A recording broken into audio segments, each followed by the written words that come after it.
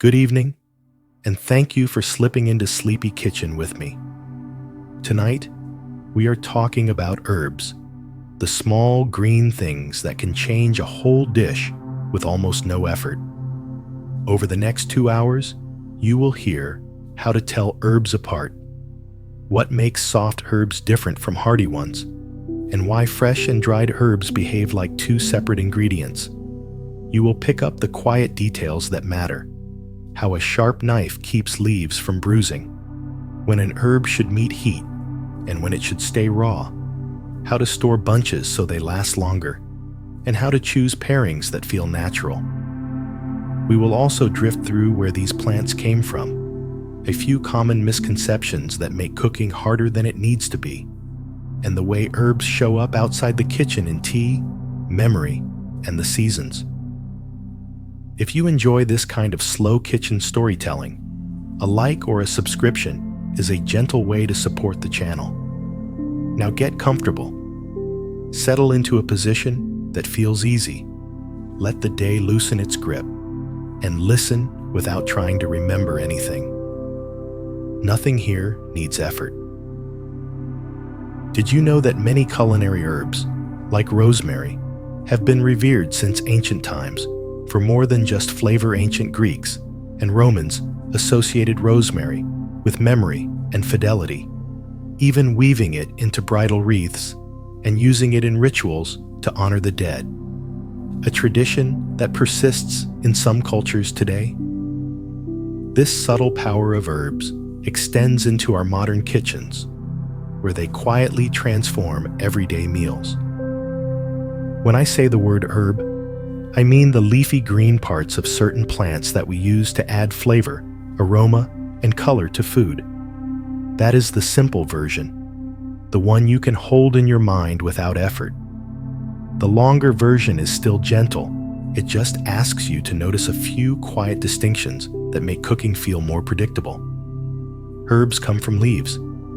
Spices come from other parts of a plant, like seeds, bark, roots, or dried berries. Black pepper is a spice. Basil is an herb. Cinnamon is a spice. Parsley is an herb. Once you start paying attention to where each one comes from, the difference begins to feel straightforward. Both herbs and spices carry essential oils, tiny pockets of concentrated flavor tucked inside plant cells. When you pinch a basil leaf between your fingers or crack a peppercorn, you break some of those cells open. The oils slip out into the air and onto whatever you are cooking. That is where the aroma rises from. That is where the flavor begins. Fresh herbs usually taste brighter and more delicate than dried herbs. They have a clean, green clarity that can feel like a cool breath. When herbs are dried, some of that brightness fades, and what remains tends to taste deeper and more concentrated. Sometimes dried herbs can seem a little dusty, sometimes slightly bitter, depending on the herb and how old it is. Neither form is automatically better. They are simply different, and each one fits certain situations more comfortably than the other. Timing matters almost as much as choice. Some herbs hold up well through long cooking, releasing their flavor gradually. Others lose their best notes when heat goes on too long, and they can turn dull or bitter. Rosemary, thyme, and bay leaves are sturdy enough to simmer for a long time in a pot of soup or beans. Basil, cilantro, and parsley are more fragile and often taste best when added near the end, or even after the heat is off. This is not a hard rule. It is a helpful guideline. Over the years, I have bent it plenty of times, and the food still came out good. But when you want herbs to taste the way you imagine they should taste, paying attention to timing usually helps. In a dish, herbs do several quiet jobs at once. They add their own flavor, of course. They also balance other flavors that might feel heavy or flat. A handful of parsley can cut through the richness of butter or cream and make a sauce feel lighter. A few leaves of mint can lift the weight of lamb and turn it from dense to fresh. Cilantro can soften the sharp heat of chili and make the flavor feel more layered, not just hot. Sometimes the first thing herbs give you is scent. Aroma is a large part of what we experience as taste, even before food touches your tongue. When you smell rosemary roasting, you are already forming an expectation. Your brain is being gently prepared, and that can make the first bite feel more satisfying. Herbs also add color and texture. A plate of brown food can look unfinished. A plate of brown food with a scatter of fresh green herbs on top looks intentional, alive, worth eating. The herbs do not only sit there, they signal care, the small final touch that tells you someone was paying attention. There is a small ritual to prepping herbs that can be calming in its own right. You rinse them under cold water to remove grit. You shake off the excess drops. You lay them on a towel and pat them dry, or you let them air dry if you have the time and the patience. With hardy herbs, you might strip leaves from stems. With softer herbs, you can gather them into a loose bundle and begin chopping. Listen to the sound of the knife on the board. Feel the gentle resistance of leaves under the blade. Notice the smell that rises as you cut. Your hands may turn faintly green or a little sticky, and that is fine. It becomes part of the rhythm, a small task that does not demand much thought, yet asks for just enough attention to keep you present. People handle herbs in different ways. Some toss them in without thinking, as if they are only decoration. Others treat them as fragile treasures, measuring every leaf, worrying over every stem. Neither extreme is necessary. Herbs are plants, meant to be used. They are also worth noticing, because a little care can bring out their best. When you cook with herbs regularly, patterns begin to appear. You start to learn which herbs tend to feel comfortable with certain ingredients. You develop preferences, not as rules, but as familiar paths you have walked before. You might find that thyme feels right with mushrooms, that dill sits easily beside fish, that cilantro can transform a simple bowl of rice and beans into something you remember. These preferences are not laws. They are small memories. They make cooking easier because you do not have to think as hard. You reach for what makes sense, and it usually works.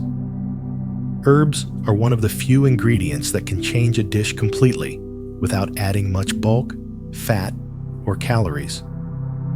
Tomato sauce without basil is still tomatoes and oil, simple and honest. Tomato sauce with basil feels more complete, something you want with good bread and a quiet moment at the table.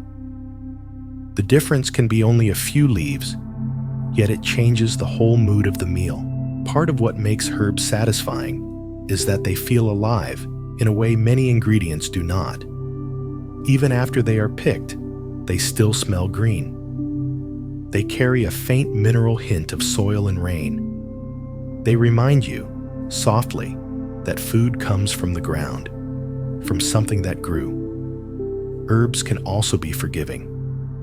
If you add too much parsley, the dish might taste a little grassy, but it is rarely ruined.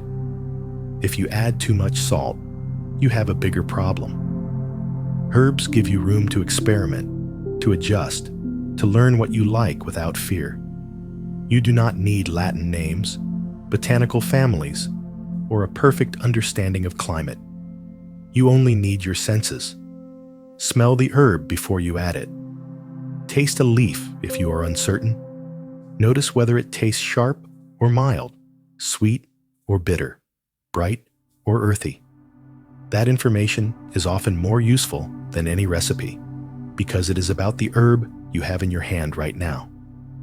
Cooking with herbs is not complicated. It is the slow work of building a small vocabulary, learning a few names and flavors, and using them until they become familiar. After a while, you do not think about it much. You simply reach for what you need. Next, it helps to understand the difference between soft herbs and hardy herbs. Once that distinction settles into place, many other choices become easier. And we are listening for that gentle moment when chopped parsley releases its first green perfume, and noticing what that moment is trying to tell us. Soft herbs are the tender ones, the delicate ones, the herbs whose leaves feel almost fragile when you hold them. Their stems are thin and easy to snap. Their leaves bruise if you squeeze too hard. They wilt quickly once they are picked, and they do not love long cooking. But when they are fresh and treated gently, they taste clean and bright and alive. In a quiet kitchen, soft herbs ask for a softer pace, a quick rinse, a patient shake, a towel laid out flat. The room takes on a faint green scent before you even begin. Basil is probably the most recognizable soft herb in many American kitchens. It has wide, rounded leaves that smell sweet and slightly peppery, with a faint hint of anise if you pay attention. Basil bruises easily. If you chop it too early, the cut edges can darken and the flavor can lose some sparkle. If you tear it by hand instead of cutting it, it often stays greener longer. This is not a crisis at home, but it helps when you want a dish to look fresh. There are many kinds of basil. Sweet basil is the most common. Thai basil has a stronger anise note and narrower leaves. Lemon basil tastes citrusy. Purple basil looks dramatic and often tastes similar to sweet basil. For most everyday cooking, sweet basil is the one people reach for. Cilantro tends to divide people. Some love it. Some swear it tastes like soap. For many, that reaction seems to be partly genetic, a quirk in how certain taste receptors respond to the leaves. If you are in the soap camp, there is no need to argue with your tongue. For those who enjoy cilantro, it can taste bright and citrusy, almost lime-like, with a gentle peppery edge. The leaves are delicate and lacy, and they wilt fast once cut. The stems are tender and flavorful, and many cooks chop them right along with the leaves. Cilantro shows up across many cuisines. You find it in salsas and chutneys, in curries, in pho, in tacos, in soups and salads. In certain dishes, it becomes a signature note. Without it, the food can still be good, but it may feel like it is missing a familiar spark. Pause for a breath here. Set the bunch down. In warm, dim light, the leaves look soft, and the kitchen feels calm again. After you rinse soft herbs, let them rest for a moment on the towel. The leaves relax, and the water darkens the fabric in small circles. You can smell what is about to happen, that green perfume waiting inside the cells. When you gather the herbs into a loose pile, the knife needs no force, only direction, and the board answers with a quiet tap. Parsley is the workhorse. It is inexpensive, easy to find, and it fits almost anywhere. There are two main types, flat leaf and curly. Flat leaf parsley, often called Italian parsley, has a clean, grassy flavor and is preferred by many cooks. Curly parsley tastes similar, but has a slightly tougher texture and is often used as garnish. Parsley does not shout. It simply tastes green and fresh, and that is what makes it useful. It brightens heavy dishes, balances richness, and adds color without pushing other flavors aside. I use parsley more than almost any other herb. I chop it fine and scatter it over finished plates, or I leave it in larger pieces and toss it into salads or grain bowls. It is reliable in a way that flashier herbs are not. Mint is another soft herb, though it is tougher than basil or cilantro. The leaves can be slightly fuzzy, with serrated edges, and the smell is intensely cool and refreshing. Spearmint is the most common for cooking, with a clean sweetness that works in both savory and sweet dishes. Mint has a strong flavor, almost medicinal if you use too much. A little goes a long way. It is excellent with lamb, in tabbouleh, in Vietnamese spring rolls, in fruit salads, and in drinks. In small amounts, it can make a dish feel lighter. Like basil, mint bruises easily. If you chop it with a dull knife, it can turn dark at the edges. Tearing it by hand is gentler and keeps the leaves looking fresh. The stems are tougher than the leaves and are often discarded, unless you are making tea or infusing something. Dill is a soft herb with feathery, thread-like leaves. Its flavor is delicate and slightly sweet, with a hint of fennel but milder. It is often paired with fish, cucumbers, potatoes, and creamy sauces. Fresh dill does not keep well. It can wilt within a day or two, even in the fridge. When you buy it, it helps to use it quickly. The flavor fades as it ages, and the leaves turn limp. Dill is one of those herbs that some people grow up with and others discover later. If you did not eat it as a child, it can taste strange at first. But once you learn where it fits, it becomes indispensable for certain dishes. Chervil is another soft herb. It looks a bit like flat-leaf parsley, but with more delicate, lacy leaves. The flavor is subtle, faintly anise-like, and it is common in French cooking, but not easy to find everywhere. Chervil is part of the classic French herb blend called Fiends Herbes, along with parsley, chives, and tarragon. It is traditionally used in omelets, salads, and light sauces. The flavor is so delicate that it can disappear if you cook it for more than a minute or two. I do not use chervil often because it can be hard to find and expensive when you do find it. But when I have had it, I have enjoyed it. It adds a whisper of something floral and green without taking over. Handling soft herbs requires a light touch. When you wash them, do not scrub. Swish them gently in cold water and lift them out. When you dry them, pat them softly with a towel or let them air dry on a rack. When you chop them, use a sharp knife and a quick, clean motion. Dragging a dull blade through soft herbs bruises them and releases their oils too early, and the best scent escapes before it reaches the plate. I used to chop soft herbs with whatever knife was closest, even if it was dull. The herbs would turn dark and wet and lose their brightness before I finished. One day, someone I trusted handed me a freshly sharpened knife and asked me to chop parsley and look closely. The parsley stayed vibrant and green, and the smell was cleaner, sharper. That small lesson stayed with me, and now I sharpen before I start. Soft herbs are usually best added at the end of cooking, or even after the heat is turned off. If you add them too early, they wilt and lose their color and much of their fragrance. There are exceptions. Cilantro stems can simmer in a curry. Parsley can go into a stew for the last 10 minutes. But in general, soft herbs prefer a brief encounter with heat, or no heat at all. The sensory experience of handling soft herbs is one of the quiet pleasures of cooking. The way they smell when you rinse them. The way the scent clings to your fingers long after you have finished chopping. These small things add up to a steady satisfaction. Soft herbs remind you to slow down, to pay attention, to treat ingredients with care.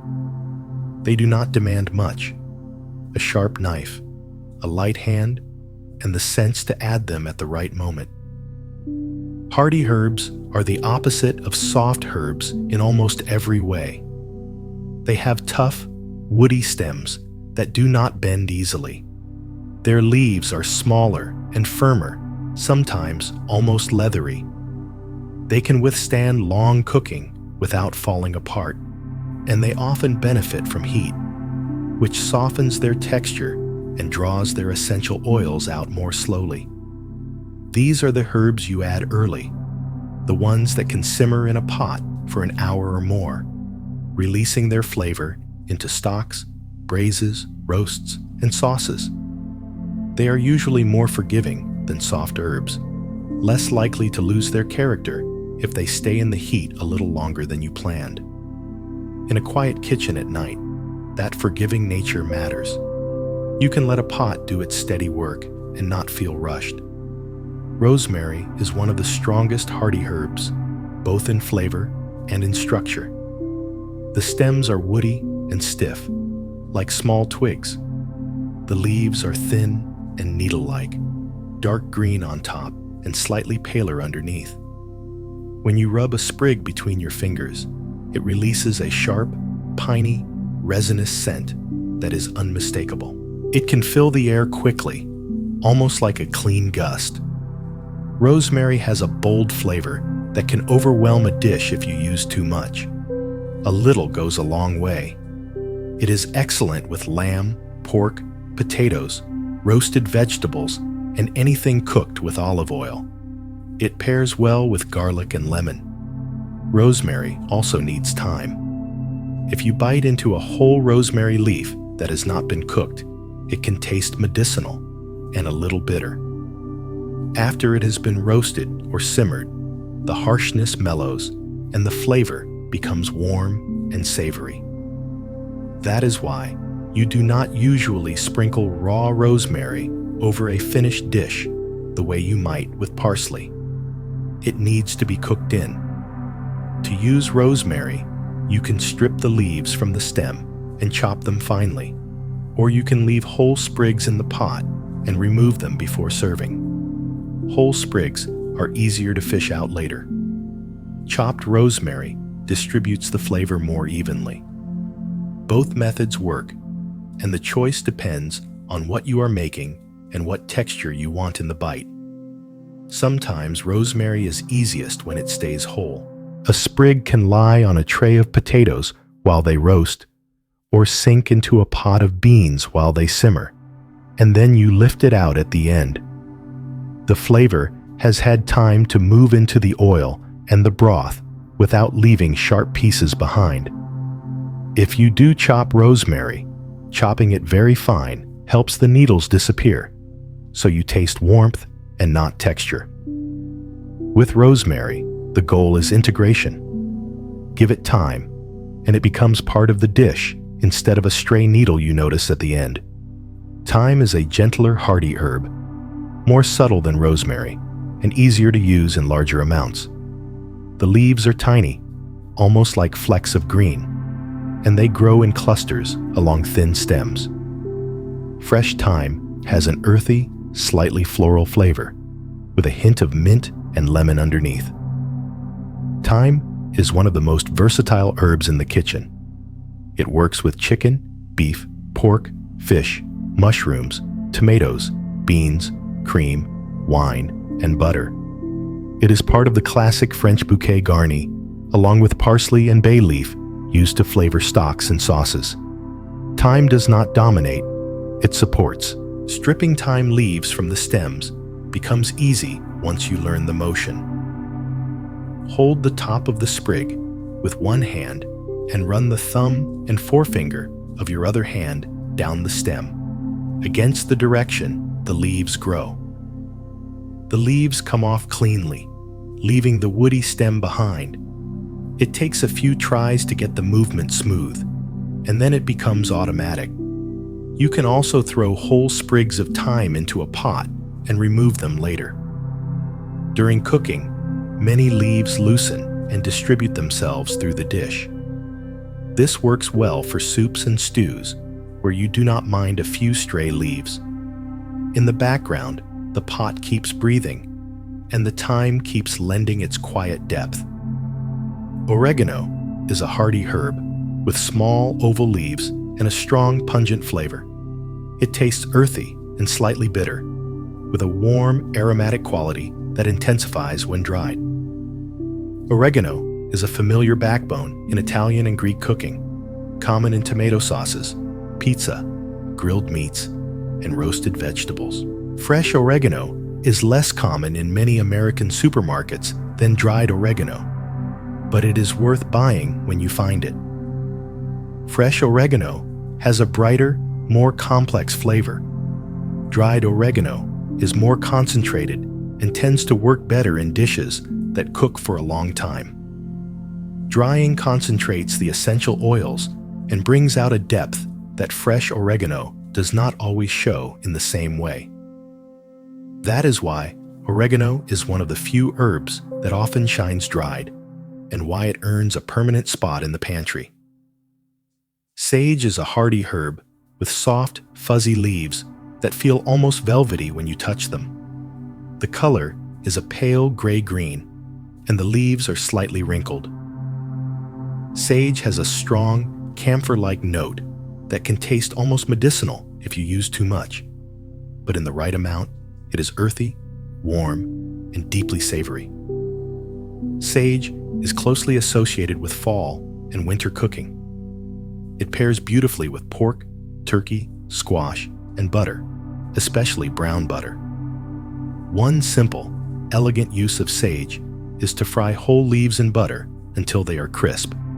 Then pour the butter over pasta or gnocchi. Sage leaves are tender enough to eat whole, unlike rosemary needles, but they are still considered hardy because they can withstand cooking. They hold their shape and release their flavor gradually. Bay leaves are easy to overlook and hard to chew, which is part of why people misunderstand them. They are stiff and leathery. You do not eat them. You add them to a pot, let them simmer for a long time, and then remove them before serving. They add a subtle, eucalyptus-like flavor that can be difficult to describe, but easier to notice when it is missing. Bay leaves come from the bay laurel tree. Fresh bay leaves are usually more flavorful than dried, but dried bay leaves are far more common and easier to store. One bay leaf is usually enough for a pot of soup or stew, and two can be plenty for a large pot. The effect is quiet. It makes beans taste rounder, broth taste steadier, and sauces feel a little more finished. Marjoram is closely related to oregano, but milder and sweeter. The leaves are small and tender for a hardy herb, and the flavor is floral and slightly citrusy. Marjoram is popular in Mediterranean and Middle Eastern cooking, used with lamb, chicken, vegetables, and in spice blends like za'atar. Marjoram is less common than oregano in many American kitchens, and people often substitute oregano when a recipe calls for marjoram. The substitution works, but the flavors are not identical. Marjoram is gentler, better suited to dishes where you want the herb to support rather than dominate.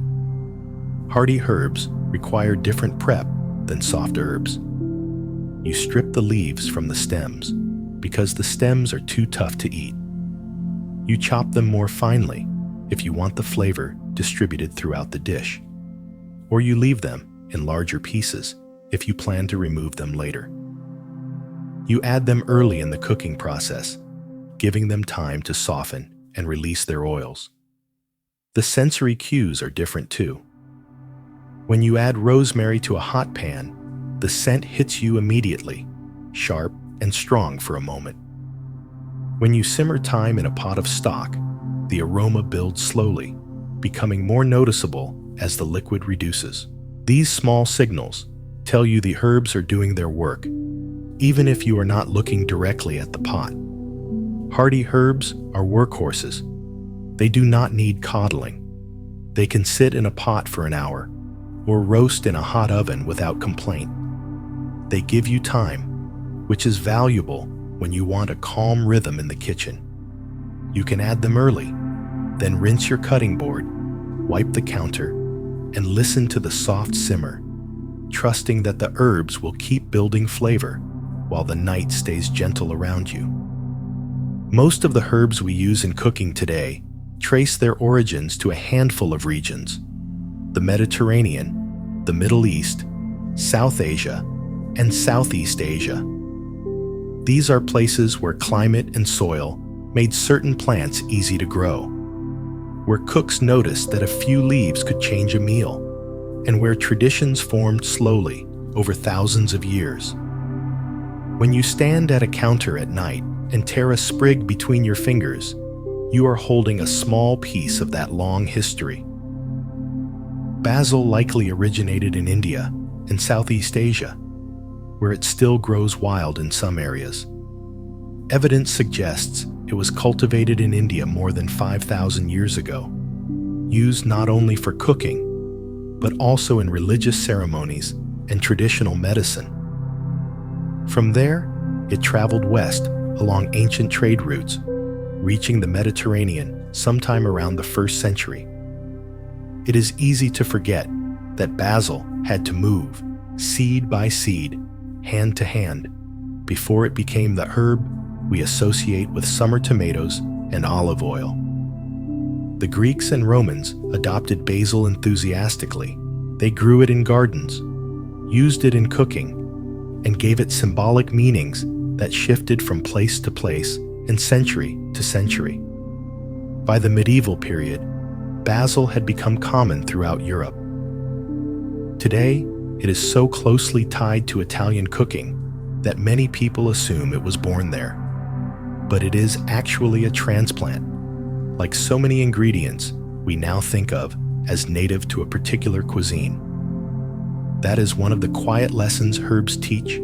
Flavors travel, and they change homes without losing their identity. Rosemary and thyme are native to the Mediterranean region.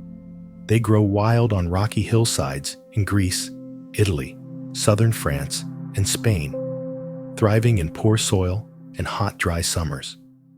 These are tough plants that do not need much water or rich earth. They adapted to harsh conditions, and you can feel that adaptation in the kitchen. Their leaves are firm, their stems woody, and heat draws their best character out. Ancient Greeks and Romans used rosemary and thyme extensively, not just in cooking, but also as medicine and in rituals. Rosemary was associated with memory and remembrance. Thyme was associated with courage. Those symbolic meanings have persisted in various forms across centuries, even if most modern cooks reach for them simply because they taste good. Still, it is pleasant to know that a sprig in a pot once meant something beyond dinner. The Mediterranean climate, with hot, dry summers and mild, wet winters, is ideal for growing many culinary herbs. That is one reason so much of Western herb-based cooking has Mediterranean roots. The plants were there, people learned how to use them, and the knowledge spread, first locally, then outward, as people moved and traded.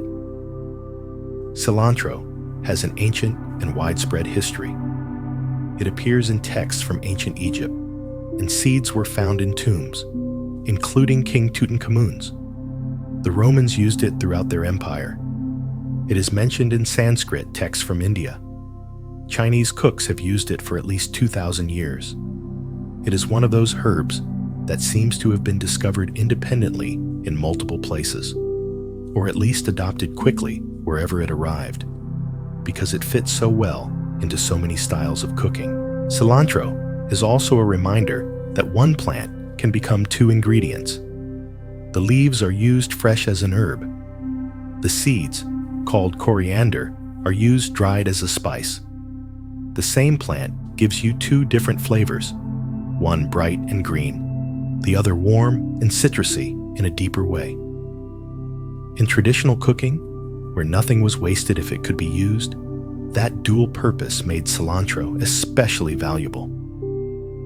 Parsley was cultivated by the ancient Greeks and Romans, who used it as food, medicine, and decoration. Greek athletes were crowned with parsley wreaths. Romans used it to freshen breath after meals, especially meals heavy with garlic. It was seen as a symbol of celebration and new beginnings, and it is easy to imagine the green garlands, fresh and sharp-smelling, in a world without toothpaste or mints. Parsley is native to the Mediterranean region, particularly the central and eastern parts. It grows easily in temperate climates and has been naturalized in many parts of the world. There are references to parsley in texts more than 2,000 years old, which gives you a sense of how long it has been part of human kitchens. When you chop parsley today, you are repeating a motion that has been repeated in one form or another for a very long time. Mint is so ancient that its exact origin is uncertain. It grows wild across Europe, Asia, and Africa, and it has been used for so long that tracking its original home is almost impossible. Ancient Greeks and Romans used it. It appears in Chinese medical texts. Middle Eastern cooks have used it for millennia. It is a plant that seems to show up wherever people settle because it spreads easily and because its scent is hard to ignore. There are myths about mint in Greek mythology. One involves a nymph named Minthe who was transformed into a plant. Whether the myth came first and influenced the name, or the plant existed first and inspired the story, is unclear. What is clear is that mint has been around long enough to collect legends, and that alone tells you something about how closely humans have lived with it. The adaptability of herbs is part of why they spread so widely. Many culinary herbs grow easily in different climates and soil types. They do not require intensive farming or special conditions. A pot on a windowsill can be enough for basil, parsley, or cilantro. A small patch of garden can hold thyme, rosemary, or oregano. Some herbs will take root in surprising places, even a crack in a sidewalk, and keep going. That ease of cultivation meant that as people migrated or traveled, they could carry seeds or cuttings with them and establish herbs in new places.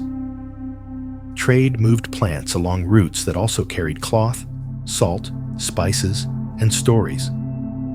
Colonization and trade spread European herbs to the Americas, Africa, and Asia.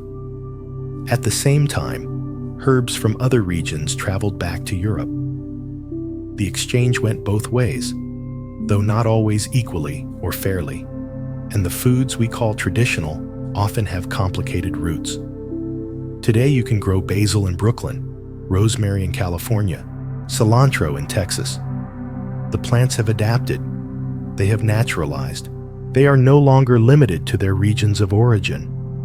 This is convenient for cooks, but it also means we sometimes lose track of where these plants came from and the long lives they had before they arrived in our supermarkets. Growing your own herbs is possible even in small spaces.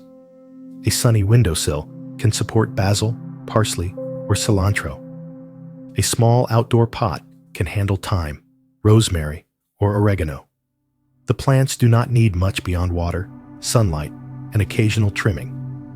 If you have the space and the light, fresh herbs from your own pots can taste noticeably better than store-bought, and they are there whenever you need a few leaves. There is a particular satisfaction in cutting herbs you grew yourself. You know they are fresh. You know they have not traveled hundreds of miles in a refrigerated truck. You watched them stretch toward the light. You watered them when you remembered. You pinched them back so they would bush out, and then you used them. It is a small connection to the way people have always cooked, with ingredients from nearby, often from their own land. I do not have space for a full garden, so I keep a few pots on a fire escape. Basil in the summer, parsley year-round if I am lucky. Thyme when I remember to water it. The plants do not always thrive, but even when they struggle, they give me something. a few leaves here and there. Late at night, when the kitchen is quiet and the light is low, I like the simple act of snipping a sprig and bringing it inside. It feels like borrowing a little life. Herbs have been part of human cooking for as long as we have been cooking. They are woven into the history of trade, migration, agriculture, and cuisine. They are one of the few ingredients that can connect us directly to the ancient world in a way that is still tangible. When you use rosemary or thyme, you are using the same plants, prepared in much the same way that cooks used thousands of years ago. That continuity is worth noticing, not because it makes the food taste different, but because it reminds you that cooking is a long conversation, one that stretches back further than we can see. Every time you chop parsley or strip thyme, you add your voice to that conversation. And in a warm kitchen at night, with a small pile of green leaves on the board, it can be comforting to remember that you are not the first person to find calm in this simple work. Herbs have flavor profiles, little personalities, ways they taste and smell that make them feel right with certain ingredients and less comfortable with others. Learning those profiles is not about memorizing rules. It is about paying attention, noticing what works, and building a quiet sense of what belongs together. In a warm kitchen at night, pairing often begins before the stove is even on. You open a bunch of herbs, bring it close, and smell. Bright, earthy, sweet, sharp. The words are imperfect, but they give your mind a place to rest while you choose. Some herbs taste bright and citrusy. Cilantro, lemon basil, and lemon thyme can carry a sharp, clean, almost zesty note. They pair well with ingredients that are already lively: lime, ginger, chili, tomatoes, vinegar. They can cut through richness and add lift to heavy dishes, like letting fresh air into a room. Other herbs taste earthy and warm. Oregano, thyme, and sage often live here. They have a grounded depth, sometimes gently bitter, sometimes almost woody. They work well with roasted meats, root vegetables, beans, mushrooms, and dishes that want slow, savory weight. Then there are herbs that taste sweet and floral. Basil, tarragon, and chervil can bring that soft, rounded note. They sit well with delicate ingredients like fish, eggs, cream, and mild cheeses. They do not shout, they support. Finally, some herbs taste sharp and pungent. Rosemary is the clearest example. It is assertive, and too much can feel aggressive. It needs bold flavors beside it: lamb, garlic, strong cheeses, red wine. Used with care, it adds complexity. Used carelessly, it can cover everything else. Basil and tomatoes are a famous pairing for a reason. The sweetness of basil balances the acidity of tomatoes, and basil's faint peppery edge adds interest. Together, they taste more complete than either one alone. Add garlic and olive oil, and you have the foundation of countless familiar dishes. Basil also pairs well with soft cheeses like mozzarella and ricotta, with stone fruits like peaches and nectarines, with lemon, and with mild fish.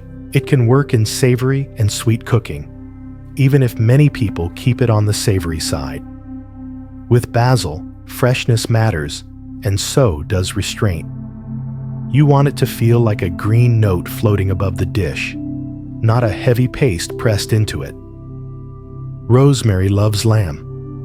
Its piney, resinous flavor can handle richness without getting lost. Rosemary also works beautifully with potatoes, roasted, mashed, or fried.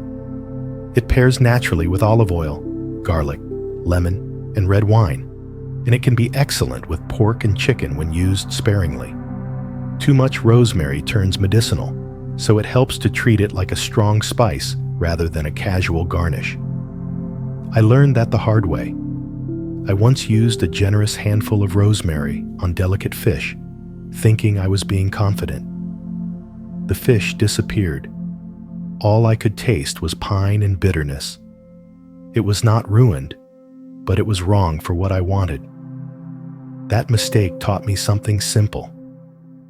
Bold herbs ask for bold company, and delicate food wants herbs that whisper. Cilantro is one of the best herbs for brightness and lift. It shows up in salsas, guacamole, fio, curries, chutneys, and many other dishes where you want a fresh top note. It pairs beautifully with lime, which highlights its citrusy side. It works with chili peppers, not by removing heat, but by giving the heat a greener shape. It also fits well with ginger, coconut milk, fish sauce, and cumin. In many traditions, cilantro is a defining note. If you leave it out, the dish can still be good, but it may feel flatter, like a song missing a familiar instrument. Some people do not enjoy cilantro, and that is fine. In that case, parsley can take its place for freshness, or a little mint can add lift, depending on what the dish needs. Thyme is a quieter herb. It is not as bold as rosemary, and not as bright as cilantro. It settles into a dish and makes it feel steadier. It works with chicken, which is why it appears in so many roast chicken recipes. It pairs well with mushrooms, bringing out their earthiness. It complements cream sauces, adding an herbal note without overwhelming the richness.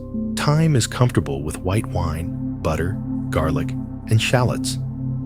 It is excellent in stocks and broths, where it adds depth without calling attention to itself. It goes well with root vegetables, beans, and lentils, and it rarely feels out of place. Parsley is even more flexible. It pairs with almost anything, which is why it is used so widely.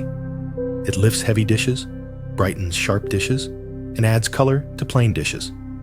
It goes with garlic, lemon, olive oil, butter, cream, tomatoes, potatoes, pasta, grains, legumes, fish, poultry, red meat, and most vegetables. The trick with parsley is to think of it less as a bold flavoring and more as a balancing agent. It adds freshness, a green note that makes other flavors feel clearer. I think of parsley like adjusting the brightness on a photograph. The picture was already there, but now you can see it more easily. In a dim kitchen, that small change can make a plate look alive. Dill has a more specific personality. It pairs with fish, especially salmon and trout. It works with cucumbers, which is why you find it in tzatziki and many pickles. It complements sour cream, yogurt, and cream cheese. It is excellent with potatoes, beets, and eggs. Dill is delicate, so it is usually best added at the end of cooking or used fresh in cold dishes. Heat can diminish it quickly. If you are stirring dill into something hot, do it just before serving, when the steam is gentle. Mint is often paired with lamb in some Western cooking, but it has a wider range than that. It works with peas, fava beans, zucchini, and eggplant. It is excellent in fruit salads, especially with watermelon, berries, and citrus. It complements yogurt, honey, and chocolate. It is a familiar note in many Middle Eastern dishes, including tabbouleh, and it shows up in Southeast Asian food, where freshness and chili live side by side. Mint's cooling quality is useful in spicy dishes. It does not reduce heat, but it provides contrast, a small moment of refreshment between bites. That contrast can make the whole meal feel more balanced. The process of pairing herbs with food becomes intuitive once you start paying attention. You smell the herb. You notice what it reminds you of. You imagine that aroma beside the main ingredient. You ask yourself a calm question. Will this complement, or will it clash? Then you trust your instincts and start small. I learned by making other mistakes too. I added oregano to a dish that already had basil and created a muddled flavor. I left cilantro out of a salsa because I ran out, and the salsa tasted flat without that green lift. Each mistake taught me something, and the lessons stayed because they were connected to taste. Over time, patterns begin to appear. You start understanding why certain combinations show up again and again. They show up because they work, because generations of cooks tested them and kept the ones that made food feel complete. Tradition is not a rule book. It is a long record of what tasted good to people who cooked every day. You do not need to memorize pairings. You just need to cook with herbs regularly, notice what tastes good, and adjust next time if something does not. The knowledge builds gradually, without strain, simply from doing the work. When I am deciding which herb to use, I think about the dominant feeling of the dish. If it is rich and fatty, I reach for something bright. If it is sharp and acidic, I reach for something earthy. If it is delicate and mild, I reach for something subtle. The herb should balance, not compete. It should make the dish feel more like itself. Sometimes I use multiple herbs together: parsley and thyme in roast chicken, basil and oregano in tomato sauce, cilantro and mint in a Vietnamese salad. Layering can create complexity without confusion, but it helps to keep the group small. 3 herbs is usually my maximum. More than that, and the flavors start to blur. If you are not sure, start with 1 herb, then add another only if the first leaves space. Give the dish a moment. Let the steam rise. Smell again. In the low light of the kitchen, that small pause can keep the flavors clear. Pairing herbs with food is one of the pleasures of cooking. It is creative, but it has structure. It is intuitive, but it is informed by tradition. It is a way of making food taste more vivid and more complete. And in a quiet late-night kitchen, it can feel like a gentle conversation between your senses and the pot in front of you. Fresh herbs and dried herbs are not interchangeable, even when they come from the same plant. They taste different, they behave differently in cooking, and they belong in different situations. Understanding when to use each one does not require memorizing rules. It just asks you to notice what happens and trust your senses. Fresh herbs taste brighter, more complex, more alive. When you bite into a leaf of fresh basil, the flavor arrives in layers. A gentle sweetness, a peppery edge, a faint hint of anise, and a clean green note that feels like rain on leaves. It is immediate and clear. Fresh herbs also have texture and presence on the plate. You can see them, feel them, and recognize them as plants, not powders. Dried herbs taste concentrated and deeper, sometimes slightly dusty, sometimes a little bitter. The brightness fades during drying. What remains is a more focused version of the original flavor, without some of the delicate top notes. Dried oregano tastes earthier than fresh oregano. Dried thyme tastes more woodsy. Dried basil loses most of what makes fresh basil special, and what is left rarely tastes like the basil you wanted. Drying removes water and concentrates essential oils. That is why dried herbs are usually more potent by volume than fresh herbs. A simple starting point is the rough 3-to-1 conversion. 1 tablespoon of fresh herbs equals about 1 teaspoon of dried herbs. It is not a hard rule.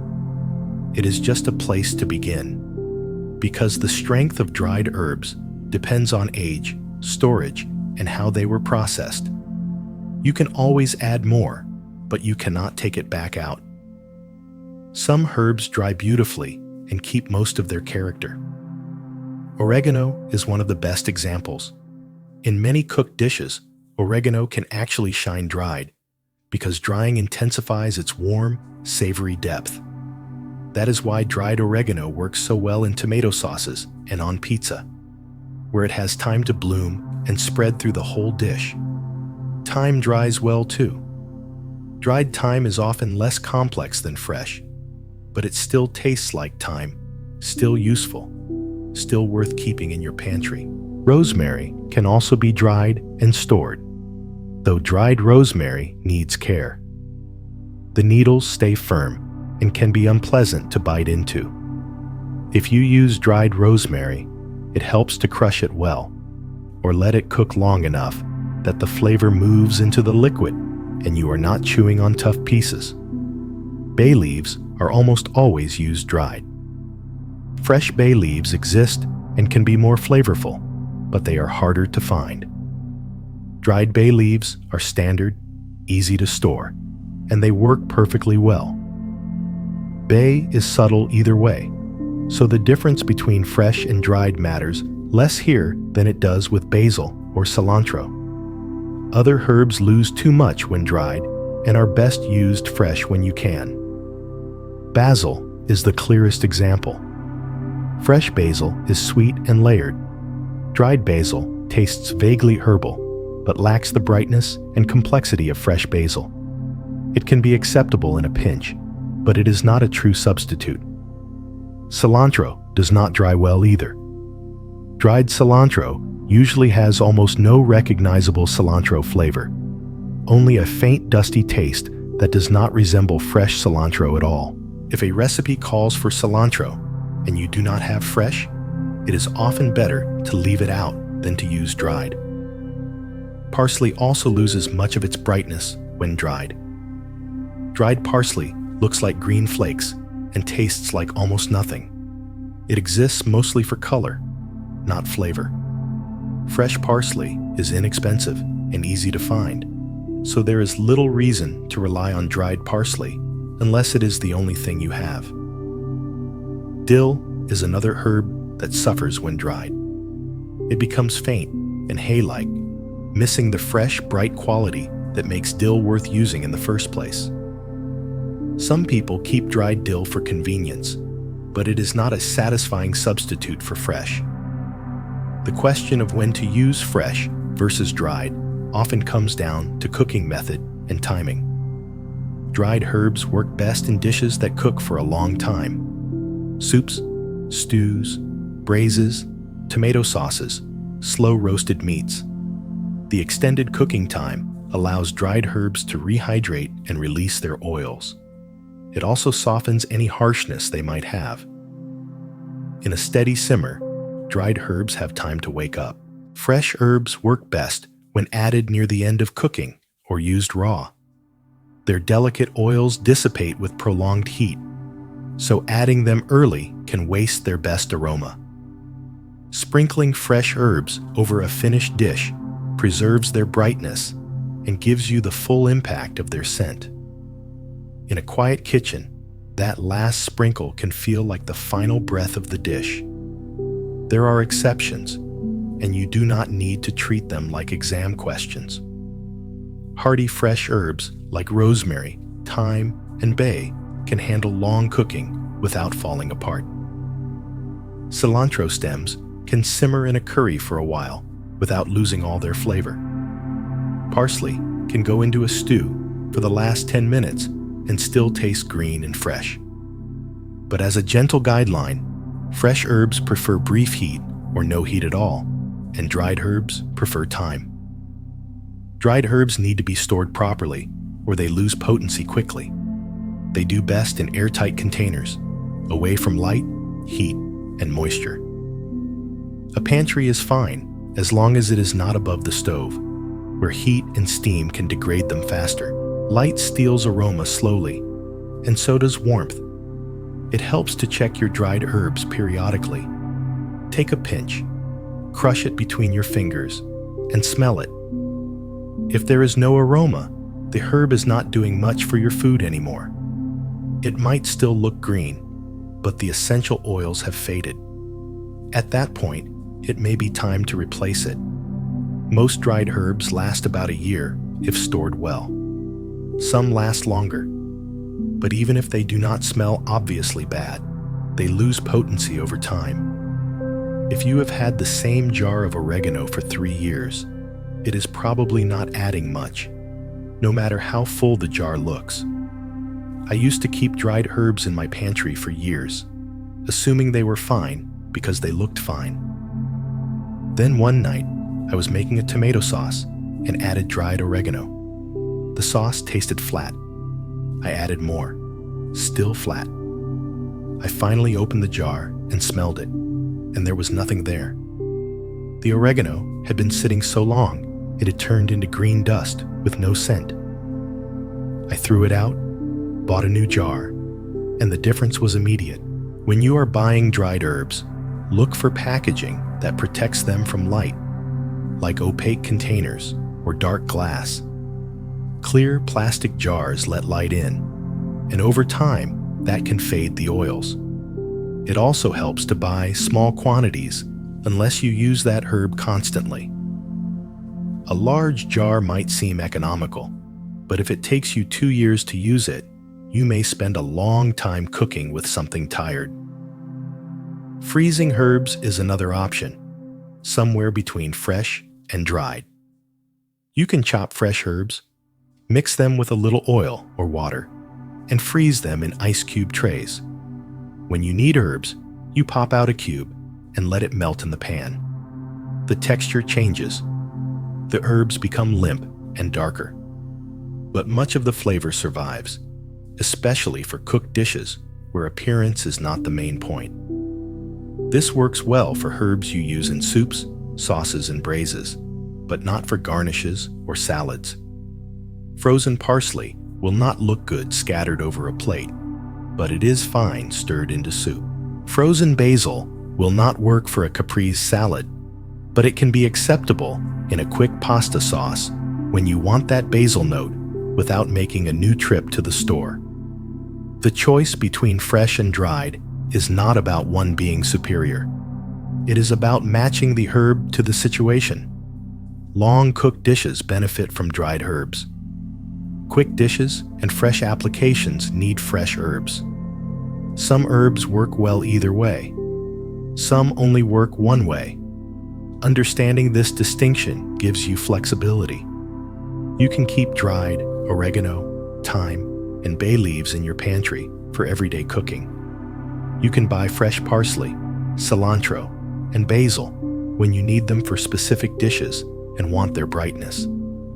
You do not need to stock everything in both forms.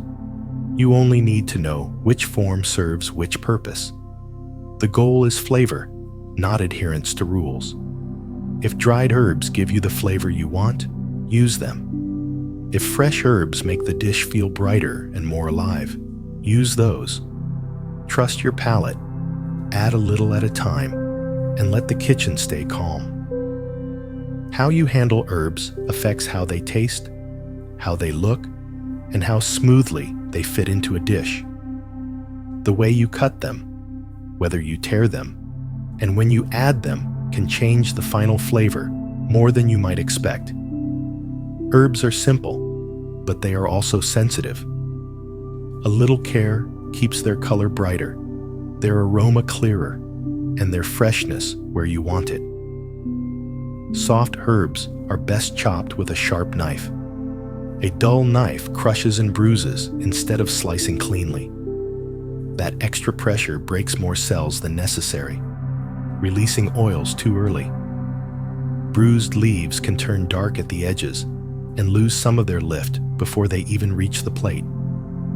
With a sharp blade, the cuts are clean. The pieces look tidier, and the scent stays closer to the moment you eat. For a simple chopping method, place the leaves on a clean board in a loose pile. Keep them relaxed rather than tightly bundled. Set the tip of your knife on the board, then rock the blade back and forth in a steady rhythm, moving through the pile with light pressure. Turn the herbs once or twice so you are not mashing the same spot. Stop when the pieces look the way you want. Fine for sprinkling, or a little larger for salads and bowls. Some cooks bundle herbs tightly and chop straight down through the bundle. It works and it is fast, but compressing the leaves can increase bruising. A looser pile gives the knife room to do its job with less force. If you do bundle, keep the grip light and avoid squeezing the leaves into a dense roll. For basil, there is a classic technique called chiffonade. Stack several leaves, roll them into a small cylinder, then slice crosswise into thin ribbons. The ribbons look elegant and distribute evenly through a dish. Chiffonade works best for large leaf herbs like basil, and it can also work for sage when you want soft strips instead of small pieces. Some chefs prefer tearing herbs by hand instead of cutting them. The idea is that tearing can be gentler, releasing fewer oils until the herb is actually eaten. Basil and mint are the two herbs most often torn. I tear basil when I want it to look fresh and natural, especially as a garnish or in a salad. For cooking, I usually chop it because chopped pieces spread more evenly through sauces and warm dishes. Both methods work. The choice is mostly about texture and appearance. Hardy herbs require a different approach because the stems are woody and not pleasant to eat. Most of the time, you strip the leaves from the stems before you use them. For thyme, this is easy once you learn the motion. Hold the top of the sprig, then run your thumb and forefinger down the stem in the opposite direction the leaves grow. The tiny leaves slide off, leaving the stem behind. For rosemary, the same technique works, though the needles are stiffer and need a little more pressure. Once the leaves are off, you can chop them finely for even distribution, or leave them larger when you plan to remove them later. Sometimes you do not need to strip hardy herbs at all. If you are making a soup, stew, or braise, and you plan to remove the herbs before serving, you can tie whole sprigs together with kitchen twine and drop them into the pot. In French cooking, this kind of bundle is often called a bouquet garni. When the dish is done, you lift the bundle out and discard it. The herbs have flavored the liquid without leaving tough stems behind. It is a calm way to use hardy herbs because you can add them early, let the pot do its steady work, then pull the herbs out cleanly at the end. Bay leaves are used whole and removed before serving. They are stiff and leathery, and they never become enjoyable to chew. Drop one or two into the pot, let them simmer, then take them out later. If you forget and someone finds a bay leaf in their bowl, it is not a disaster. You set it aside and keep eating. Timing matters as much as technique. Chopping herbs too far in advance is a common mistake. I used to prep all my herbs early, thinking I was being efficient. I would chop parsley, basil, and cilantro, and leave them waiting while I worked on everything else. By the time I was ready to finish the dish, the herbs had oxidized. Parsley browned at the edges. Basil looked dull. Cilantro wilted and lost its clean scent. Now I chop herbs as close as I can to the moment I will use them. Fresh-cut herbs look more vibrant, and they smell stronger. The flavor change can be subtle, but it is there. If you must chop herbs ahead of time, store them gently. Wrap them loosely in a damp paper towel and keep them in the refrigerator. The cool temperature slows oxidation, and the dampness keeps them from drying out. Even with careful storage, herbs are best when they are cut fresh. Stems are often overlooked, but many of them carry useful flavor. Parsley stems can be very flavorful, though they are tougher than the leaves and usually better suited to stocks and sauces where they will be strained out. Cilantro stems are tender and taste much like the leaves, so you can chop them right along with the foliage. Soft herb stems from basil, mint, and dill are generally too fibrous to enjoy as a garnish, but they still carry aroma. You can add them to a stock, a broth, or an infusion, then strain them out later.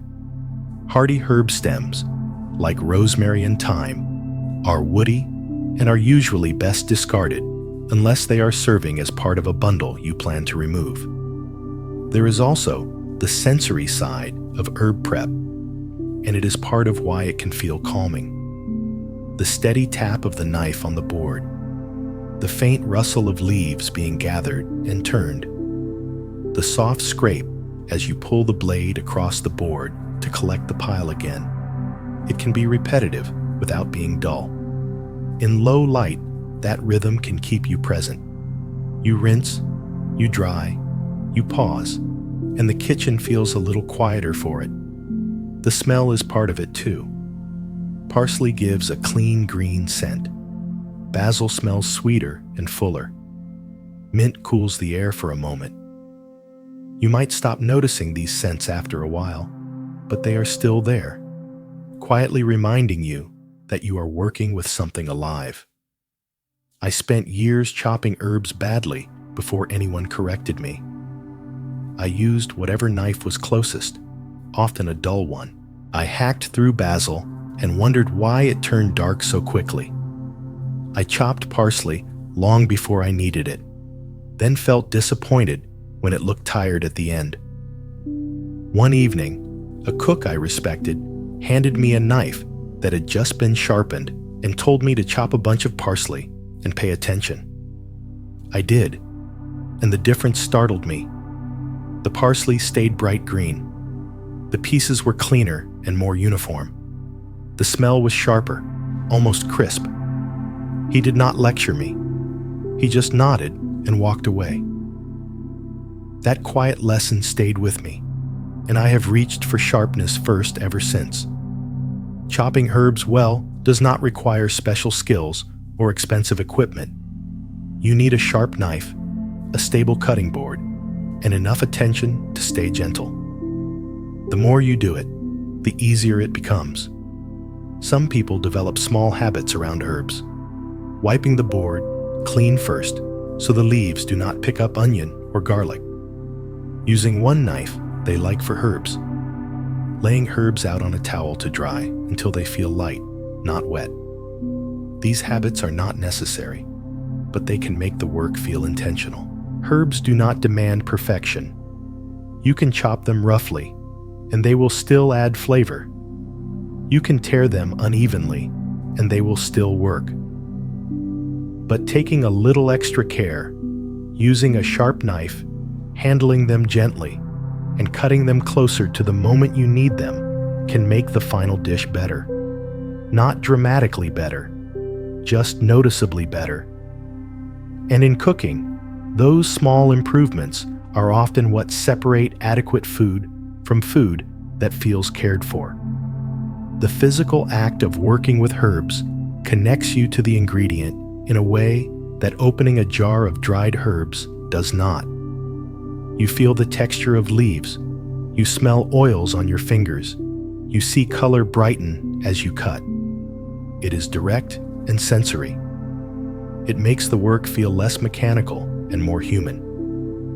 And that quiet attention tends to show up in the meal as a gentle clarity, a greener look, a lingering aroma, and a taste that feels considered. Fresh herbs wilt quickly once they are picked. They are delicate, full of water, and they start to deteriorate the moment they are separated from the plant. Proper storage cannot stop that process, but it can slow it down and preserve more of the aroma you want. Soft herbs need moisture, but not too much. Too dry, and they collapse. Too wet, and they rot. The easiest way to find the balance is to treat soft herbs like cut flowers. For cilantro, parsley, dill, and mint, trim the bottom of the stems with a sharp knife, about 1/2 inch. That fresh cut helps the stems absorb water. Fill a glass or jar with 1 inch or 2 of cold water and stand the bunch upright, stems down. Keep the leaves above the waterline. Then drape a plastic bag loosely over the top, not sealed tight, just resting there to hold a little humidity. Put the glass in the refrigerator. This setup can keep soft herbs fresh for several days and often close to a week, depending on how fresh they were when you brought them home. Every couple of days, take a quick look. If the water looks cloudy, change it. If the stem ends feel slimy, trim them again. Remove any leaves that have yellowed or turned dark. These check-ins take less than a minute, and they prevent the familiar disappointment of finding a bunch gone limp before you used it. Basil is the exception. Basil does not like the cold. In the refrigerator, its leaves can turn black and slimy within a day or two. Basil prefers room temperature.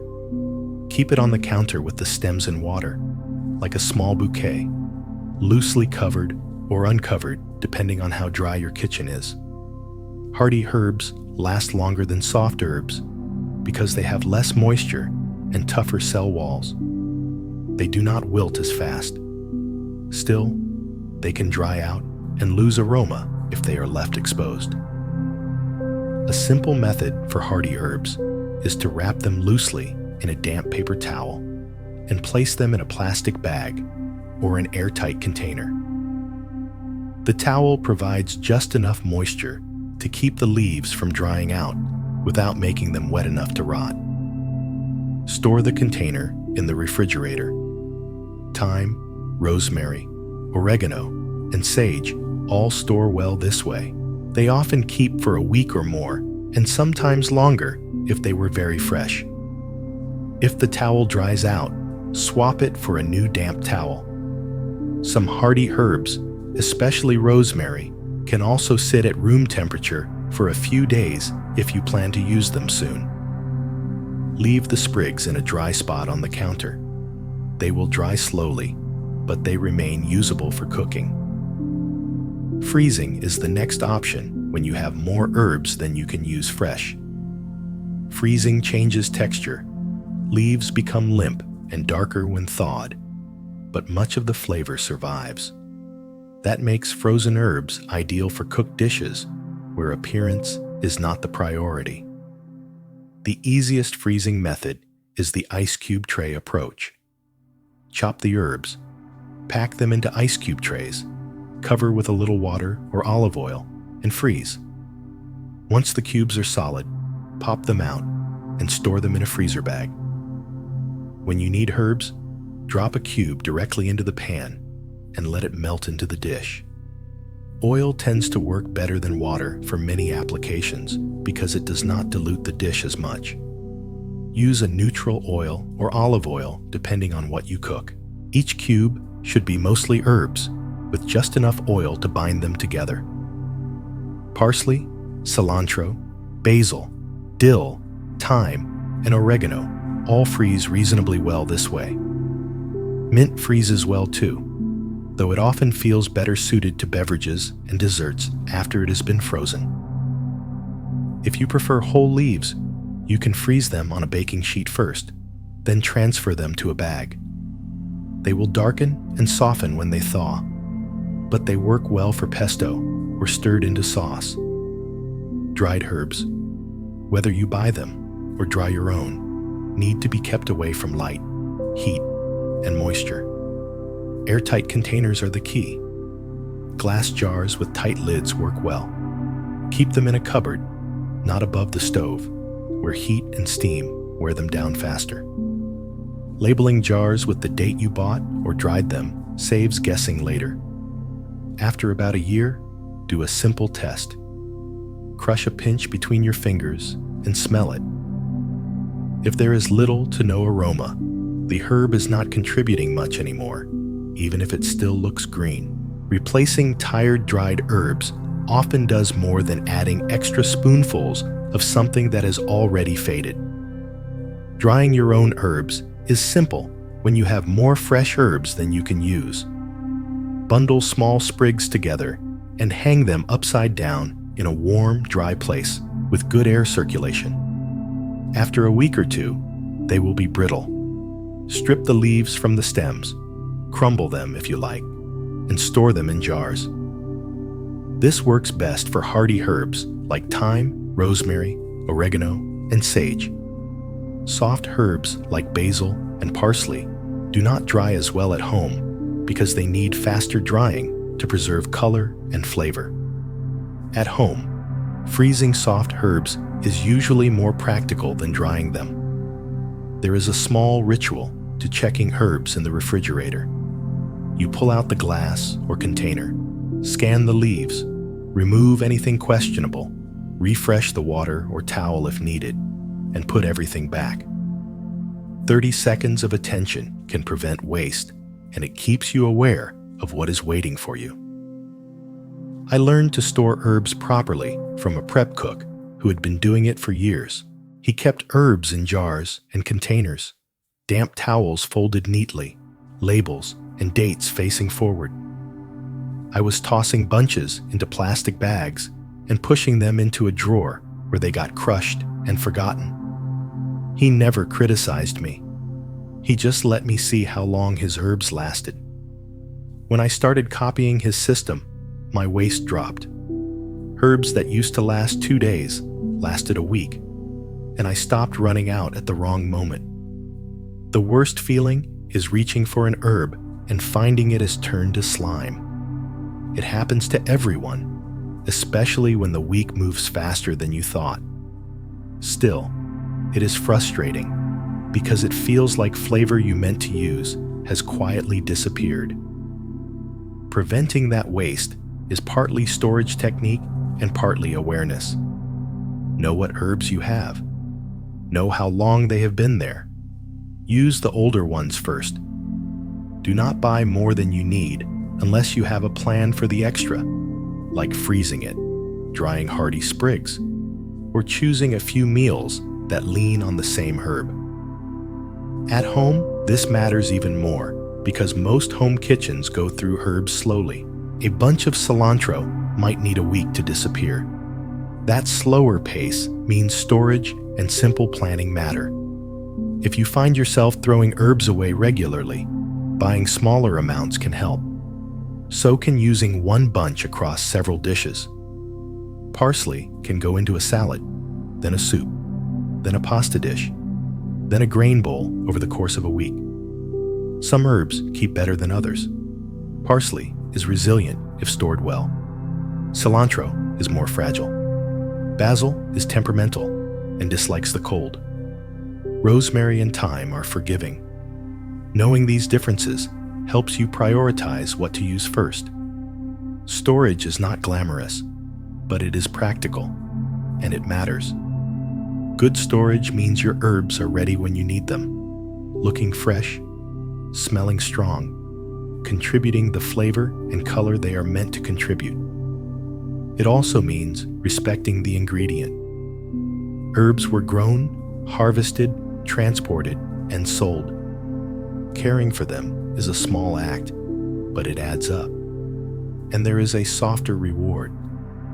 The smell of fresh herbs in your refrigerator is one of the subtle pleasures of cooking. You open the door and catch a faint whiff of parsley or basil, and it reminds you that good ingredients are waiting. Proper storage gives you that, not only herbs that last longer, but the sense that your kitchen is organized, prepared, and cared for. There are ideas about herbs that get repeated in kitchens and home cooking, passed along without much thought. Some are accurate, others are oversimplifications. It helps to know which is which, not to argue, but to cook with steadier instincts. In the late quiet of the kitchen, these sayings can sound comforting, like someone handing you a shortcut. But herbs reward attention, and the shortcuts work best when you know why they work. One common belief is that you should always remove herb stems and only use the leaves. Sometimes that is sensible, but not always. For soft herbs like parsley and cilantro, the stems are tender and flavorful. If you are making a sauce, a soup, a salsa, or anything where the herbs will be chopped fine or blended, there is usually no reason to discard those stems. Cilantro stems taste very similar to the leaves, sometimes a little more concentrated. I chop them along with the leaves for salsas, curries, and dressings. Parsley stems are tougher, but they can still be useful in stocks or in dishes that simmer long enough to soften them. Hardy herbs are different. Rosemary and thyme stems are woody and unpleasant to chew, so those should be discarded or used whole and removed later. Another idea you hear is that dried herbs are inferior to fresh herbs, that fresh is always better, and dried is only a compromise. Fresh and dried herbs are different ingredients with different jobs. Dried oregano is not a lesser version of fresh oregano. It is a concentrated, earthy version that can work better in long-cooked dishes. Dried herbs belong in slow-cooked food, where they have time to rehydrate and release their oils. Fresh herbs belong in quick dishes and as finishing touches. Neither is superior. A tomato sauce simmered for hours benefits from dried oregano. A caprese salad needs fresh basil. Using the wrong form often gives you weaker flavor. There is also the optimistic belief that you can substitute any herb for any other herb and the dish will turn out fine. Herbs have distinct personalities. Swapping cilantro for parsley changes the character of a dish completely. Cilantro is bright and citrusy. Parsley is mild and grassy. They do not taste alike. Some substitutions can work, but they are specific. You can use thyme in place of oregano if you adjust amounts and accept a different mood. You can use mint in place of basil in certain Southeast Asian dishes where mint already belongs. In general, herbs are not interchangeable, and pretending they are often leads to disappointing food. If you do not have the herb a recipe calls for, it is often better to leave it out than to replace it with something that does not belong. Another saying you hear is that fresh herbs should always be added at the beginning of cooking to let their flavors develop. For most soft herbs, it often works the other way around. Basil, cilantro, parsley, and dill lose brightness and aroma when cooked for a long time. Their essential oils are volatile, and heat carries those oils away. Adding them early can mean losing the best part before the dish is done. They are usually better added at the end, stirred in just before serving, or scattered on top. Hardy herbs like rosemary, thyme, and bay can go in early because they are more stable and often benefit from long cooking. The guideline is not rigid. You can simmer cilantro stems in a curry and add the leaves later. You can put parsley into a stew for the last 10 minutes. But the general principle holds. Soft herbs prefer brief heat or no heat. Some people worry that herbs lose all their nutritional value when cooked. That raw is the only way to get any health benefit. Cooking can reduce some vitamins, especially vitamin C and certain B vitamins, but herbs still retain beneficial compounds after cooking, including antioxidants and other plant substances. More importantly, most people use herbs for flavor. The nutrients in a tablespoon of chopped parsley are small compared with the rest of a meal. Whether you cook the parsley or leave it raw matters far less than whether you enjoy the dish and eat it. There is also a belief that you need a full bunch of herbs to make a difference, that small amounts do not contribute much. This underestimates how potent herbs can be. A single sprig of rosemary can perfume an entire roasted chicken. A tablespoon of chopped parsley can brighten a heavy stew. A few torn basil leaves can transform a bowl of tomatoes. Herbs are concentrated sources of flavor. A little goes a long way, especially with strong herbs like rosemary, sage, and oregano. Using too much is often worse than using too little. It is easier to add more than to fix a dish that has been overpowered. When I was learning to cook, I thought more was always better. One night, I dumped far too much rosemary into a pan and wondered why the dish tasted medicinal. An older cook watched me and asked how much rosemary I thought I had added. I guessed a few sprigs. He asked me to look at a sprig, notice how many needles it carried, then estimate how many I had actually used. The number was absurd. He did not scold me. He told me to taste and decide whether it was balanced. It was not. I learned to start small and add more only if needed. Another misconception is that fresh herbs cannot be measured, that you have to eyeball it and hope for the best. Herb bunches vary in size, and recipes sometimes say a handful or a bunch. But you can measure herbs. You can chop them and measure by tablespoons or cups. You can weigh them if precision matters. Most of the time, exact measurements do not matter much. A little more or less parsley will not ruin a dish. But if a recipe says 2 tablespoons of chopped basil, you can measure that, and it stops feeling like guesswork. Some people believe growing your own herbs is difficult or requires a garden. In reality, many herbs grow easily in pots on a windowsill if they have adequate light and regular watering. Basil, parsley, cilantro, thyme, and mint can do well in containers. You do not need special equipment. You need a pot, soil, and a sunny spot. The plants might not grow as lush as they would outdoors, but they can still give you fresh leaves when you need them. And there is satisfaction in snipping a few sprigs you grew yourself. There is an idea that you should not wash herbs because it removes flavor or makes them soggy. You should wash herbs because they can carry dirt and grit. Then you should dry them well so they are not waterlogged. A quick rinse under cold water, followed by gentle drying with a towel or a salad spinner, is usually enough. The flavor does not wash away.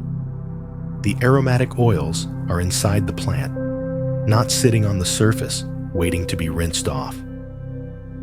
The last misconception worth addressing is that herbs are just garnish, decorative elements that do not really contribute to the dish. This view treats herbs as an afterthought, something you sprinkle on top to make a plate look finished. But herbs are ingredients. They add flavor, aroma, color, and texture. They balance other elements in the dish. They can lift heaviness, cut richness, and make food taste more complete.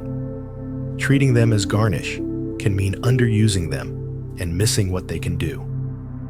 If you listen closely, you can hear the knife tap, smell the herb on your fingers, and notice how small choices change the air around the pot.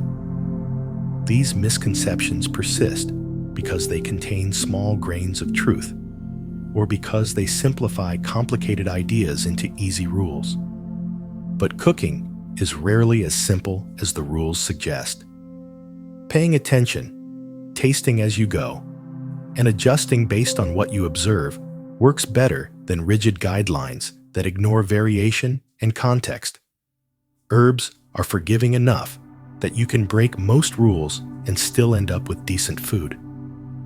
But understanding the reasons behind the rules and knowing when they apply and when they do not makes you more confident in the kitchen. You add a little, then pause, then taste. The pot keeps breathing quietly. The board smells faintly green, and the food begins to feel cared for.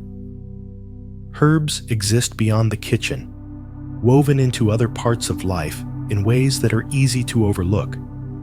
They appear in teas, in traditional remedies, in rituals and symbols. They mark seasons and carry memories. They are not just ingredients. They are plants with long histories of use, valued for reasons that go beyond making food taste better. Late at night, When the kitchen is quiet, it is easier to notice this. A bunch of parsley in a glass looks less like a grocery item and more like something alive. The leaves lean toward the light. The stems drink slowly. Even before you cook, the room holds a faint green scent, like the idea of a garden brought indoors. Herb teas are one of the simplest ways people use herbs outside of cooking. Mint tea, chamomile tea, sage tea, these are infusions of dried or fresh herbs in hot water. They are soothing to drink, gently flavorful, and in many places they are part of daily routine. The kettle clicks off, steam rises, and the house feels softer. Mint tea is especially common in North Africa and the Middle East, served hot and sweet, sometimes with green tea mixed in. It is a gesture of hospitality, something offered to guests before there is even conversation. The mint is fresh, usually spearmint, and the making of the tea can become a ritual. The pot is lifted, tea is poured from a height, and a light foam forms on the surface. It is not only about taste, it is the quiet message that you are welcome. Sage tea has its own long story in traditional use, often linked with comfort for sore throats or digestion. Whether it has measurable medical effects in every case is not the claim I want to make. It is warm and aromatic, and drinking it can feel calming when you are tired. I am not here to make health claims. I am a cook, not a doctor. But I can say that herbs in hot water smell good and taste pleasant, and that can be reason enough to drink them if you enjoy them. The scent of herbs also reaches beyond taste. Not in a clinical way, but in the simple way smell can shift mood. Many people find lavender calming. Some people associate rosemary with clarity and focus. Mint can feel cooling and clean. These are not promises of treatment. They are observations about how certain smells can feel in the moment. Aromatherapy uses essential oils extracted from herbs and other plants, but you do not need essential oils to enjoy the scent of herbs. Crushing fresh rosemary or mint releases aroma immediately. Rubbing basil between your fingers leaves perfume on your skin. Keeping a small pot of basil near a window can fill a room with a faint green smell. These are small sensory pleasures that do not require special knowledge or equipment. Herbs also appear in traditions across many cultures, carrying symbolic meanings. Rosemary has long been associated with remembrance, which is why it is sometimes used at funerals or memorial services. Sage is used in various cleansing rituals, burned as a bundle so fragrant smoke drifts through a room. Basil is considered lucky in some traditions, linked with prosperity and protection. The meanings vary by culture and context, and they are not universal. Still, they show that herbs have been valued for more than their culinary uses. In a quiet kitchen, that history can feel close, even if you do not name it. People also study herbs for potential health benefits, and you may hear about antioxidants, minerals, and plant compounds. I mention this only to acknowledge that herbs are more than flavor, but this is a kitchen conversation, not a medical one. If you are interested in herbs for health reasons, talk to someone qualified to guide you. What I can say is that herbs used in normal cooking amounts are safe for most people, and they add something real, even if what they add is mostly aroma and pleasure. Drying herbs from a garden or a market can be another small ritual that connects you to older ways of preserving food. You pick the herbs at their peak, bundle them, hang them in a warm, dry place, and wait. The bundles hang there, gradually losing moisture, becoming brittle and concentrated. When they are ready, you strip the leaves, crumble them if you like, and store them. It is satisfying in a way, that buying a jar of dried herbs is not. I do not have much space to dry herbs at home, but I have done it in restaurant kitchens when we had more fresh herbs than we could use. Bundles of thyme and oregano hanging in a dry corner, gently turning from fresh to preserved. It felt like participating in something old, something cooks have done for centuries, even when everything else in the kitchen was moving fast. Herbs mark seasons in a way that other ingredients do not. Basil means summer. You can buy it year-round, shipped from greenhouses, but it belongs to summer, when it grows easily, when it tastes sweetest, when it feels right with tomatoes and warm air. Sage and rosemary feel like fall and winter herbs. They are hearty and warming, comfortable with roasted meats and root vegetables. Using them in summer is not wrong. It can simply feel slightly out of place, like wearing a heavy coat on a mild day. Paying attention to those seasonal associations makes you more aware of time, of cycles, and of the way food connects to the natural world. It is not essential. You can cook with any herb at any time. But there is a quiet satisfaction in eating with the seasons, using what is abundant, and letting the calendar show up in your food in small ways. The smell of herbs can bring back memories with surprising force. Basil might remind you of a grandmother's kitchen. Cilantro might take you back to a meal you ate on a trip. Rosemary might point to a holiday dinner, the oven warm, the house fuller than usual. These associations are personal and unpredictable. You do not choose what becomes a trigger. The scent chooses for you. I smell thyme, and I think of the first restaurant I worked in, a small French place where we used thyme in almost everything. The smell is tied to that kitchen so tightly that I can close my eyes and be back there. It is not nostalgia exactly. It is simply the way scent works, bypassing rational thought and connecting directly to memory. There is a small ritual I keep with herbs that has nothing to do with cooking, at least not immediately. When I come home from the market with fresh herbs, I rinse them and put them in water before I put anything else away. It takes 2 minutes. The herbs sit on the counter while I unpack the rest of the groceries, and the kitchen starts to smell green and alive. It helps me shift from being out in the world to being home. The act of caring for the herbs sets a tone and reminds me that the kitchen is a place I care about. It makes the evening feel settled. Herbs connect us to the larger world of plants and growing things.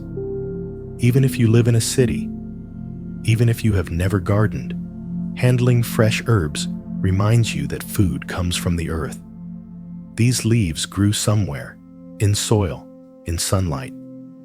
They were alive yesterday, and they are still alive now, barely, holding on to color and scent. That connection matters even if you cannot explain it. It keeps cooking from feeling too abstract. It keeps the work human.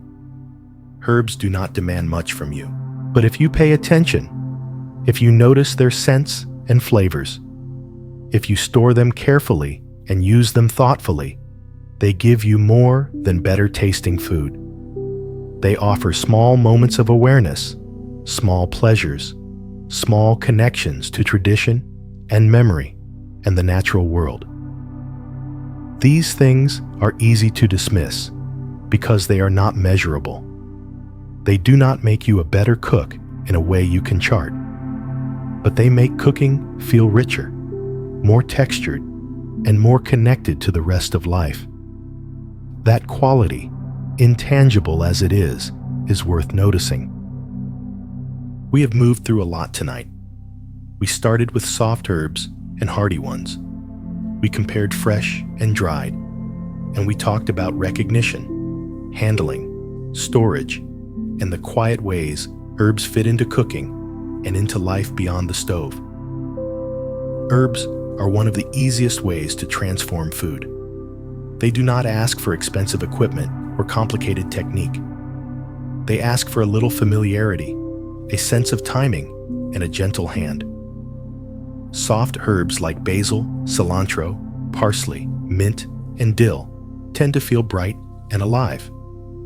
They bruise easily, and they wilt quickly, but when they are fresh and treated kindly, they bring color and lift. They usually taste best near the end of cooking, or not cooked at all, when their aroma stays clear. A dish can feel heavy, then a few leaves arrive, and it feels lighter without you changing anything else. Hardy herbs like rosemary, thyme, oregano, sage, and bay are tougher and more forgiving. Their stems are woody, their leaves are firm, and they can handle time. They can go in early and quietly do their work while you do yours. Heat draws out their oils and softens their edges, turning something sharp into something warm. They are the herbs that build the base, the steady background that makes a broth taste round. Fresh herbs taste brighter and more layered. Dried herbs taste more concentrated and deep. Neither is better. They are different tools. Long-cooked dishes often welcome dried herbs because they need time to rehydrate and bloom. Quick dishes and finishing touches usually need fresh herbs because their best notes fade with long heat. Matching the form to the moment is most of the skill. Small details matter, but they do not need to feel fussy. A sharp knife helps because it cuts cleanly instead of bruising leaves. Chopping herbs close to the moment you use them helps because their scent stays clearer. Storing them well helps because it keeps them from turning tired and forgotten. These are small acts, and cooking is made of small acts. As you cook with herbs, you start to notice their flavor profiles. Some feel bright and citrusy, some feel earthy and warm, some feel sweet and soft, and some feel sharp and bold. Those profiles guide pairings without turning cooking into memorization. Basil feels at home with tomatoes. Cilantro likes lime and chili. Thyme settles easily into mushrooms and broth. Parsley lifts almost anything that feels rich. These combinations return because they work. Herbs also have histories. They come from particular places, grew in particular climates, and moved along old routes until they became familiar in kitchens far from where they began. Knowing that history does not change how thyme tastes in a soup, but it can add context, a sense that cooking is part of something older than any single meal. And herbs exist outside the kitchen too. They show up in teas, in small household rituals, and in the way scent can pull you back into a moment without warning. Mint can feel like hospitality. Rosemary can smell like a holiday table. Basil can feel like summer, even when the calendar says otherwise. Along the way, we cleared up a few common misconceptions. Stems are not automatically waste. With soft herbs, many stems are tender and worth using. Dried herbs are not inferior. They are simply different. Not all herbs can replace each other, and swapping them without thought can change a dish completely. Small amounts can make a difference, and starting small is often wiser than adding too much. You do not need rigid rules to remember this. You only need to taste and adjust. The image I want to leave you with is a quiet kitchen at the end of the night. The cutting board is clean. The knife is washed and put away.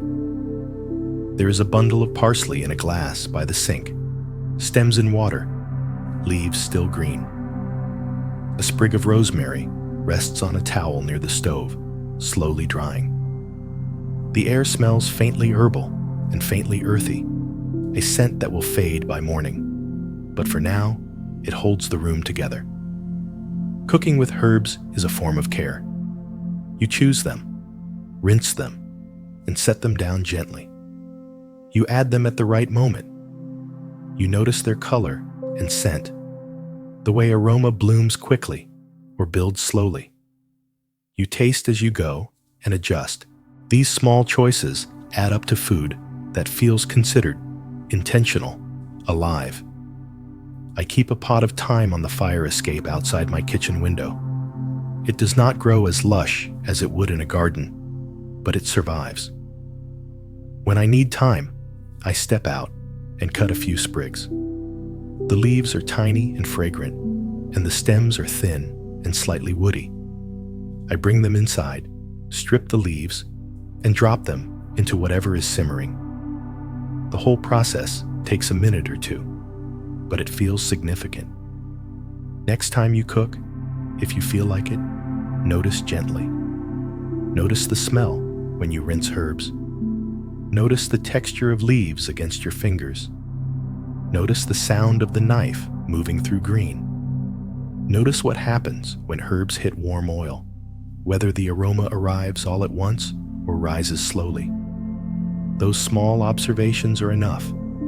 They teach you without effort. None of this is beyond reach. You only have to start and use herbs often enough that they become familiar instead of intimidating. After a while, you stop thinking about it. You just reach for what you need, and it works. The kitchen is quiet now. The work is done. The herbs are resting, waiting for tomorrow. Everything smells green and calm. Thank you for spending this time here, in the kitchen, walking through something that matters to me. I hope some of it was useful. I hope some of it stays with you. Sleep well.